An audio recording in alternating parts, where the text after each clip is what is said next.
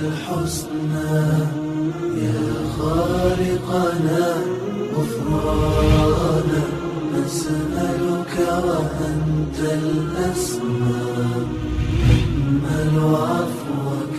سبحان. أعوذ بالله من الشيطان الرجيم. بسم الله الرحمن الرحيم. الحمد لله رب العالمين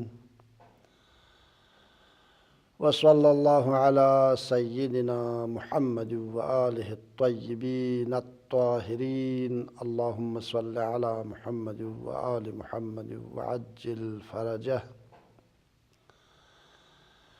سيما بقية الله في الأرضين واللعن على أعدائهم أجمعين.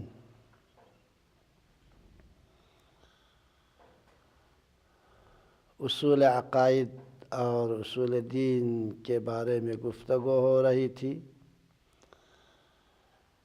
اور پچھلے دروس میں بیان ہو چکا ہے کہ اصول دین میں سے تیسری اصل نبوت ہے.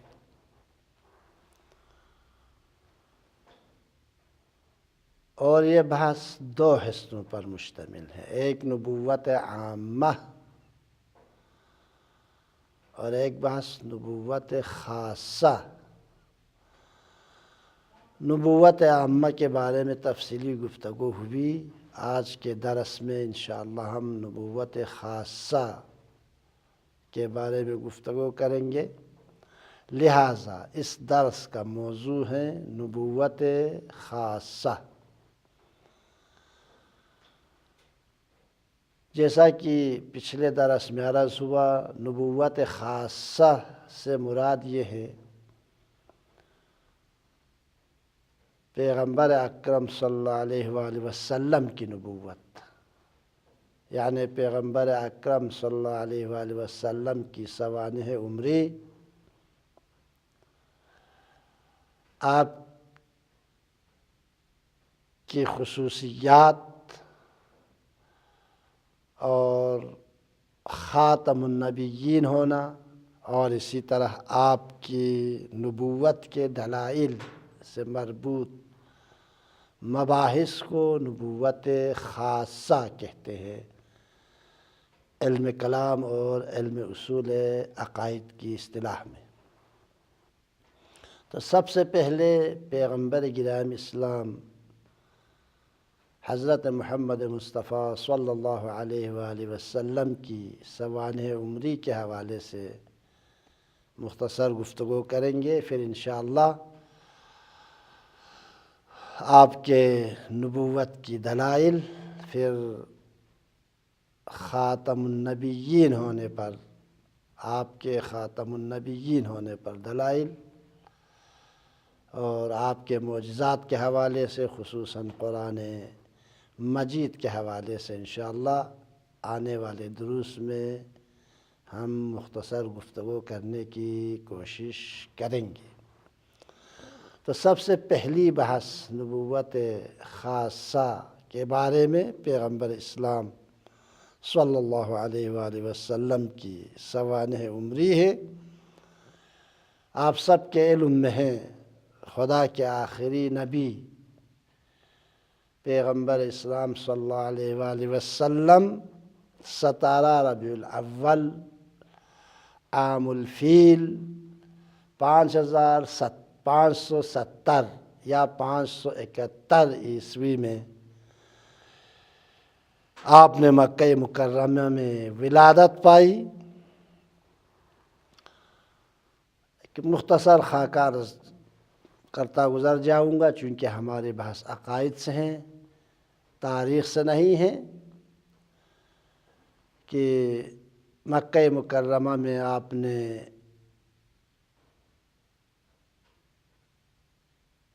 عام الفیل سن 570 یا 71 عیسوی میں ولادت پائی، اور آپ کی ولادت سے دنیا میں کچھ حوادث رونما ہوئے.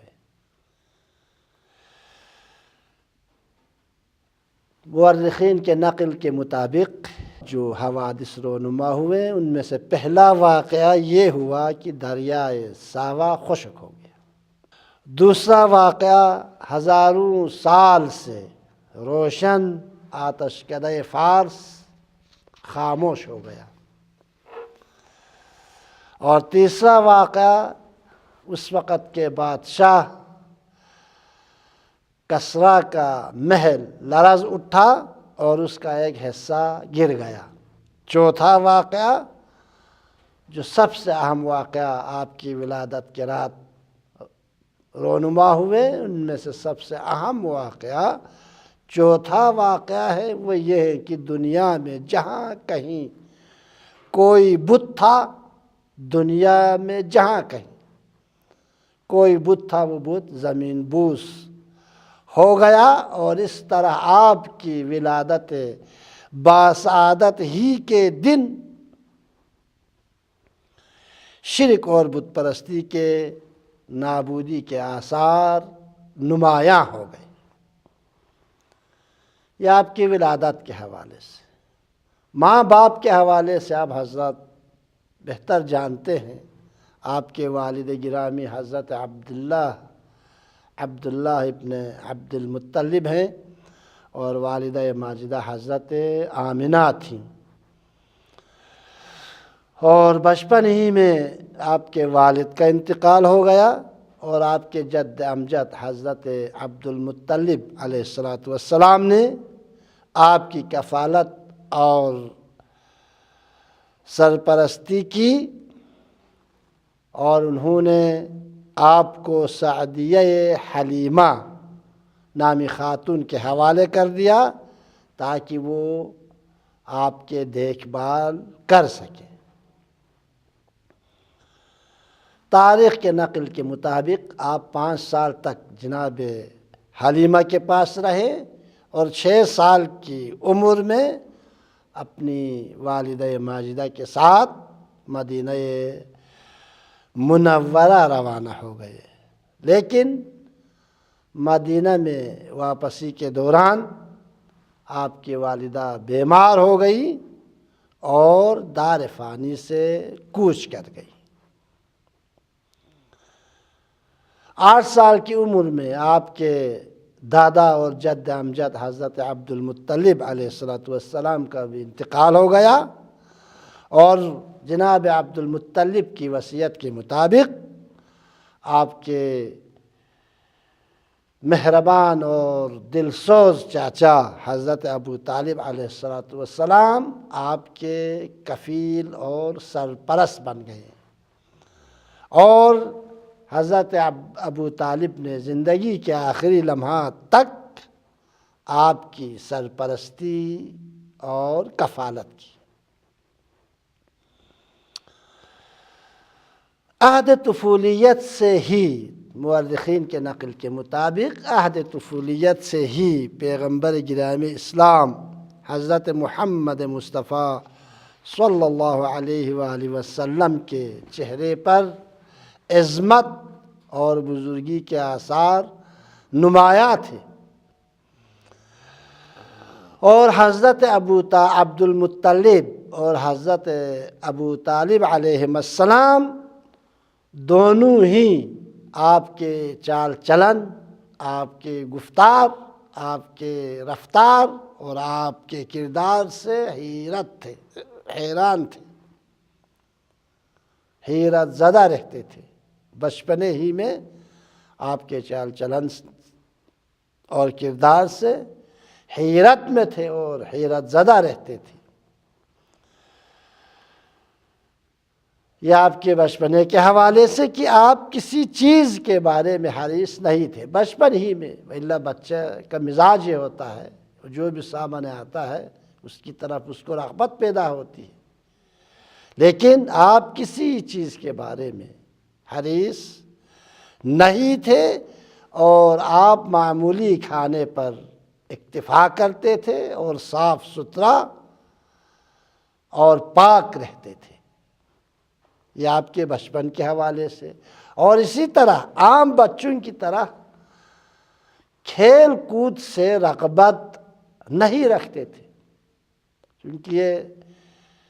بچوں کی فطرت میں ہے، بچوں کی طبیعت اور سرشت میں ہے کھیل کود کرنا، لیکن خاتم الانبیاء حضرت محمد مصطفیٰ صلی اللہ علیہ وآلہ وسلم بچپن کے عالم میں بھی عام بچوں کی طرح کھیل کود سے رغبت نہیں رکھتے تھے، اور بچپن ہی سے تنہائی اور خلوت کو دوست رکھتے تھے، اور بچپن ہی سے آپ صادق اور سچے تھے۔ چنانچہ حضرت ابو طالب علیہ السلام فرماتے ہیں،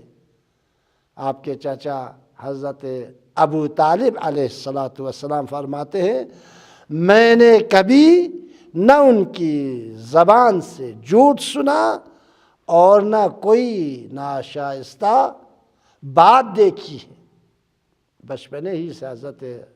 ابو طالب نے آپ کی کفالت کی، اور حضرت ابو طالب علیہ السلام فرماتے ہیں، میں نے کبھی بھی محمد کی زبان سے نہ جھوٹ سنا اور نہ کبھی کوئی شائستہ بات دیکھی۔ یہ آپ کے بچپنے کے حوالے سے۔ جوانی کے حوالے سے ایک مختصر دو جملے جوانی کے حوالے سے، جیسا کہ پہلے عرض ہوا، پیغمبر گرامی اسلام صلی اللہ علیہ وآلہ وسلم اپنے چچا حضرت ابو طالب علیہ السلام کے گھر پروان چڑھے، پلے بڑھے، اور پڑھنا لکھنا نہیں سیکھا تھا۔ تاریخ لکھنے والوں نے سب نے لکھا ہے، کسی سے پڑھنا لکھنا نہیں سیکھا تھا، لیکن جوانی میں نظم و نسق، ادب، سچائی اور امانت میں مشہور ہو گئے۔ جوانی کے عالم میں ابتدائے جوانی سے آپ امین کے نام سے جانے جاتے تھے، صادق کے نام سے پہچانے جاتے تھے، کفار اور مشرکین اور یہود و نصارہ اور بت پرستوں کے درمیان۔ اور نظم و نسق اور امانت داری ہی کے نتیجے میں حضرت خدیجہ نے آپ کو اپنے اموال کا سرپرست بنا لیا۔ یہ آپ کی امانت داری، آپ کی سچائی اور آپ کی صداقت کی وجہ سے نہ صرف سرپرست بنایا، بلکہ اپنا تجارتی کاروبار، پورا تجارتی کاروبار آپ کے حوالے کر دیا۔ اور کچھ ہی عرصے بعد حضرت خدیجہ سلام اللہ علیہا نے آپ سے شادی کی پیشکش کی، خود حضرت خدیجہ نے پیشکش کی، اور حضور صلی اللہ علیہ وآلہ وسلم نے اپنے چاچا کے مشورے کے بعد اس پیشکش کو قبول کر لیا، اور اس طرح 25 سال کی عمر میں حضرت خدیجہ سلام اللہ علیہا سے شادی کر لی۔ پیغمبر اکرم صلی اللہ علیہ وآلہ وسلم، جیسا کہ آپ حضرات کے علم میں ہیں، بعثت سے پہلے باوجود کہ بت پرستی کے ماحول میں زندگی گزارتے تھے، لیکن کبھی بتوں کے سامنے آپ سر نہیں جھکاتے تھے، کبھی بتوں کی پوجا نہیں کی، لیکن اور ہمیشہ خدا وحدہ لا شریک اور خدا واحد و یکتا کی عبادت کرتے تھے۔ اور جیسا کہ مورخین نے لکھا ہے، کبھی کبھی لوگوں اور شہر کے ہنگاموں اور شور و شرابہ سے دور غار حرا میں تشریف لے جاتے تھے، اور اپنے معبود حقیقی اور اپنے خالق اور اپنے پروردگار سے راز و نیاز کرتے تھے۔ یہ آپ کے جوانی کے حوالے سے۔ بعثت کے حوالے سے دو جملے۔ 40 سال کی عمر میں جب پیغمبر گرامی اسلام صلی اللہ علیہ وآلہ وسلم غار حرا میں عبادت پروردگار میں مشغول تھے، مبعوث برسالت ہوئے، نبوت کی ذمہ داری آپ پر ڈالی گئی، اور غار حرا میں ہی آپ مبعوث میں رسالت ہوئے۔ مورخین نے لکھا ہے اسی روز غار حرا سے گھر لوٹتے وقت راستے میں اپنے چاچازاد بھائی علی ابن ابی طالب علیہ السلام کو دیکھا۔ علی سے ملاقات ہو گئی اور حضور صلی اللہ علیہ وآلہ وسلم نے حضرت علی ابن ابی طالب کو پورا واقعہ سنایا، بعثت کا واقعہ سنایا۔ چنانچہ علی ابن ابی طالب علیہ السلام نے اسی وقت آپ کی بات کی تصدیق کی اور آپ کی رسالت کی گواہی دی اور آپ پر ایمان لے آیا۔ اور جب گھر تشریف لے آئے تو آپ کی شریک حیات حضرت خدیجہ سلام اللہ علیہا نے بھی اسلام قبول کر لیا، اور تاریخ کے نقل کے مطابق ایک مدت تک یہ دونوں پیغمبر گرامی اسلام حضرت محمد مصطفیٰ صلی اللہ علیہ وآلہ وسلم کے ساتھ نماز پڑھتے تھے، جبکہ دوسرے لوگ بت پرست اور کافر تھے۔ یہ آپ کی بعثت کے حوالے سے، رسالت کے آغاز کے حوالے سے، تبلیغ کے آغاز کے حوالے سے دو جملے سنتے جائیں۔ بعثت کے ابتدائی دنوں میں رسول اللہ صلی اللہ علیہ وآلہ وسلم کی ذمہ داری یہ تھی کہ آپ مخفی طور پر لوگوں کو خدا یکتا کی طرف دعوت دیں۔ ابتدائی بعثت میں وحی الہی کے ذریعے آپ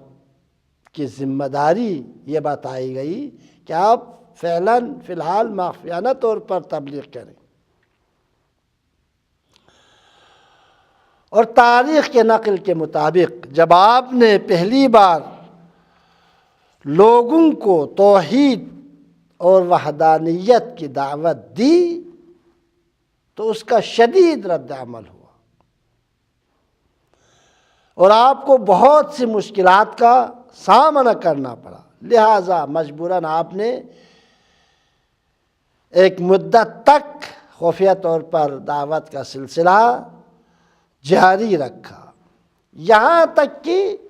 آپ کو دوبارہ حکم ملا پروردگار کی طرف سے، وانذر عشیرتک الاقربین، میرے حبیب آپ اپنے خاندان والوں کو دین اسلام کی طرف دعوت دیں۔ جب یہ حکم ملا تو آپ نے اپنے خاندان والوں کو دعوت دی، جو دعوت ذوالعشیرہ کے نام سے تاریخ میں مشہور ہو گئے۔ لیکن اس دعوت کا بھی کوئی خاطر خواہ فائدہ نہیں ہوا، اس دعوت اور تبلیغ کا بھی کوئی خاص نتیجہ نہیں نکلا۔ مورخین کا متفق علیہ بیان ہے کہ صرف اور صرف علی ابن ابی طالب علیہ السلام نے آپ کی حمایت اور آپ کی رسالت کی گواہی اور آپ پر ایمان لانے کا اعلان کیا دعوت ذوالعشیرہ میں۔ 3 سال تک اسی طرح آپ مخفیانہ طور پر تبلیغ کرتے رہے، لیکن 3 سال کے بعد پھر آپ کو پروردگار کی طرف سے کھلم کھلا دعوت اسلام اور تبلیغ کا حکم ہوا، تو آپ نے علناً توحید کی طرف دعوت شروع کر دی، اور ایک مختصر مدت میں ایک گروہ نے آپ پر ایمان لایا اور آپ کی نبوت پر ایمان لانے کا اعلان کیا۔ تبلیغ علنی کے دوران میں مکہ والوں نے، قریش والوں نے آپ کو بہت اذیتیں پہنچائی، یہاں تک کہ مسلمانوں کا ایک گروہ حالات سے عاجز آ کر، تنگ آ کر اپنا گھر بار چھوڑ کر حبشہ چلا گیا، اور پیغمبر اکرم صلی اللہ علیہ وآلہ وسلم اور آپ کے مہربان چاچا حضرت ابو طالب علیہ السلام بنی ہاشم اور اپنے عزیزوں کے ساتھ 3 سال تک شعب ابو طالب علیہ السلام میں محبوس رہے۔ مکہ سے ان کو نکال دیا کفار قریش نے، اور شعب ابو طالب علیہ السلام نامی جگہ پر 3 سال تک رسول اللہ اپنے چاچا حضرت ابو طالب علیہ السلام اور دوسرے بنی ہاشم کے ساتھ شعب ابو طالب میں محبوس رہے، اور سوشل بائیکاٹ کی وجہ سے 3 سال تک شعب ابو طالب سے باہر نہیں نکل سکتے تھے۔ یعنی اتنی زحمتیں اٹھائی آپ نے تبلیغ رسالت کے حوالے سے اپنے چاچا کے ساتھ۔ اور بعثت کے 10ویں سال محاصرہ ختم ہو گیا۔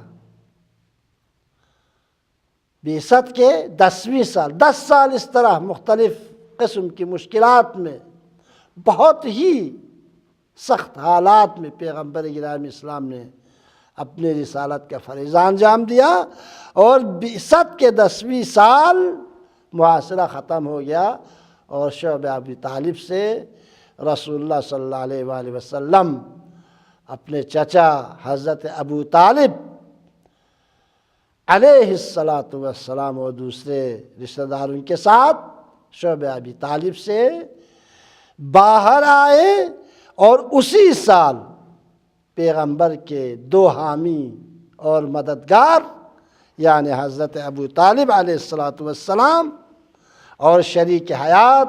حضرت خدیجہ کا انتقال ہو گیا، اور وہ دونوں اس دنیا سے چلے گئے۔ اور پیغمبر گرامی اسلام صلی اللہ علیہ وآلہ وسلم جس سال اپنے 2 حامیوں اور مددگاروں سے محروم ہوئے، اس سال کو تاریخ میں عام الحزن یعنی غموں کا سال کہتے ہیں، عام الحزن کے نام سے مشہور ہیں۔ حضرت خدیجہ سلام اللہ علیہا اور خصوصاً آپ کے چچا حضرت ابو طالب علیہ السلام کی وفات کے بعد مکہ میں مسلمانوں کے لیے کوئی تحفظ نہیں رہ گیا تھا، یہاں تک کہ مکہ کے مشرکین نے، کفار قریش نے خفیہ طور پر رسول اللہ صلی اللہ علیہ وآلہ وسلم کے قتل کا منصوبہ بنایا۔ ابو طالب جب تک زندہ تھے ان کی جرأت نہیں ہوئی کہ رسول اللہ پر ہاتھ اٹھائے، لیکن حضرت ابو طالب کے اس دنیا سے چلے جانے کے بعد انہوں نے سمجھا اب محمد کا کوئی دفاع کرنے والا موجود نہیں رہا، لہذا انہوں نے خفیہ طور پر رسول اللہ صلی اللہ علیہ وآلہ وسلم کے قتل کا منصوبہ بنایا۔ جب انہوں نے منصوبہ بنایا تو خداوند متعال نے وحی کے ذریعے اپنے رسول کو، اپنے حبیب کو اس منصوبے سے آگاہ کر دیا، اور رسول اللہ صلی اللہ علیہ وآلہ وسلم کو مدینے کی طرف ہجرت کرنے کا حکم دے دیا۔ آپ ہجرت کریں چونکہ قریش آپ کو قتل کرنا چاہتے ہیں۔ خدا کے حکم سے رسول اللہ صلی اللہ علیہ وآلہ وسلم نے علی بن ابی طالب علیہ السلام کو اپنے بستر پر لٹایا، اور رات کی تاریکی میں خدا کی پناہ میں گھر سے باہر نکلے اور دشمنوں کے درمیان سے گزر گئے، اور مکہ سے چند فرسخ دور، چند فرسخ کے فاصلے پر واقع سور نامی غار میں چھپ گئے، مکہ سے فرار ہو کر گئے اور غار ثور میں جا کر چھپ گئے۔ تاریخ کے نقل کے مطابق 3 دن تک کفار قریش، مشرکین مکہ 3 دن تک غار ثور کے آس پاس میں آپ کو ڈھونڈتے رہے، لیکن 3 دن کے بعد جب دشمن آپ کی گرفتاری سے نا امید ہو گئے تو مکہ کی طرف واپس پلٹ گئے۔ تو پیغمبر گرامی اسلام صلی اللہ علیہ وآلہ وسلم غار ثور سے باہر تشریف لے آئے اور مدینے کی طرف روانہ ہو گئے۔ مکے سے مدینے کی طرف ہجرت کی۔ مدینہ والے جو پہلے ہی اسلام لا چکے تھے، انہوں نے آپ کا پرتباک اور اچھے طریقے سے استقبال کیا، جو بعد میں انصار کے نام سے مشہور ہو گئے۔ چنانچہ حضور صلی اللہ علیہ وآلہ وسلم نے 13 سال سختیوں کے تحمل کے بعد پہلی بار مدینہ النبی میں، مدینہ منورہ میں ایک چھوٹا سا اسلامی اور توحیدی معاشرہ تشکیل دیا، اور مدینہ کے اطراف میں بسنے والے یہودیوں اور قبائل سے صلح کے معاہدے کیے، اور پھر اسلامی تعلیمات کی تبلیغ میں آزادانہ طور پر مشغول ہو گئے۔ اور مکے کے مسلمان بھی رفتہ رفتہ آہستہ آہستہ ایک ایک کر کے مدینہ آ گئے، اور بعد میں مہاجرین کے نام سے مشہور ہو گئے۔ مختصر یہ کہ جزیرۃ العرب میں اسلام تیزی سے پھیلنے لگا۔ قریش کے مشرکین اور حجاز کے یہودیوں نے مسلمانوں کے درمیان رخنہ اندازی شروع کر دی، اور منافقین کے ذریعے مسلمانوں کے درمیان اختلافات کو ہوا دینے کی کوشش کی، لیکن اس میں بھی وہ ناکام رہے۔ نتیجے میں وہ مسلمانوں سے جنگ کے لیے تیار ہو گئے۔ نتیجے میں آوازات کے لمحے ہیں، جنگ بدر، جنگ احد، جنگ خیبر اور بہت سی جنگیں رونما ہوئی، اور تمام بڑی جنگوں میں